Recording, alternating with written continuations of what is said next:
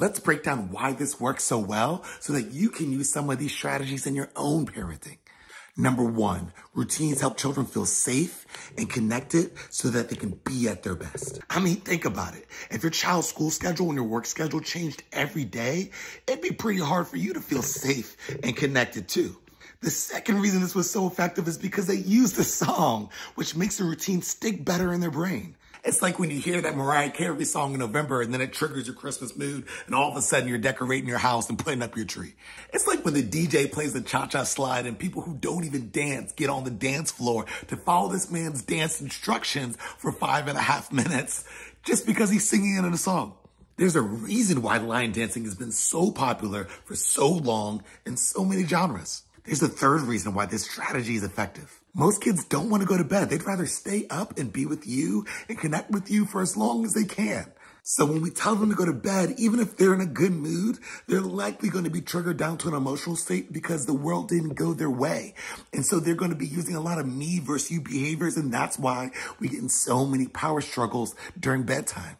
But connection is what helps move a child from their emotional state to the executive state where they're going to be more likely to meet your expectations. So if you can incorporate connection into the instruction, into the routine, the likelihood that they will stay in their executive state where they will meet your expectations is much greater than if we don't incorporate connection into the routine, into the instruction. Okay, Mr. Chaz, but how do I connect with my kids? I mean, I talk to them every day and tell them I love them every day. That's great. And I encourage you to keep doing that. But it might be helpful for you to know the 4 components of connection so that you can weave in connection into your own routines and make it work for you and your family. You don't feel like you just have to copy someone off of Instagram. Oh yeah, I think I've heard you say something like this before, but I forgot. Can you remind me? Yes, I can. And do this with me so it sticks in your brain a little bit more this time. So the 4 components of connection are eye contact, touch, a playful situation, and presence. And you don't have to use all 4 components all the time. In this clip, they just used playfulness and presence. And that was enough to connect with their children in a meaningful way and move through the transition successfully.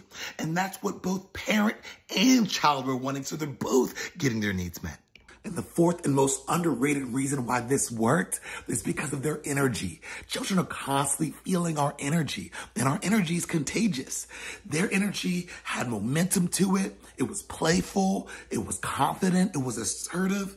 And children can catch that energy and move with us in those transitions. A lot of times we use a passive voice and we say something like, "Are you ready to go to bed, honey?" And they'll say no. And then we're stuck and we got to backtrack. And we have to now let them know that, oh, this actually wasn't a question like I made it sound before because I was using a passive voice.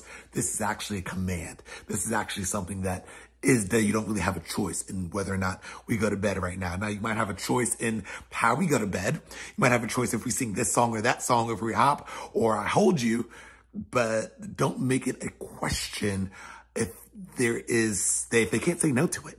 In conscious discipline, we call that a confusing command. And I can teach you more about that if you sign up to my classes, but I hope this video on its own has been helpful for you and it helps you incorporate new strategies into your own parenting.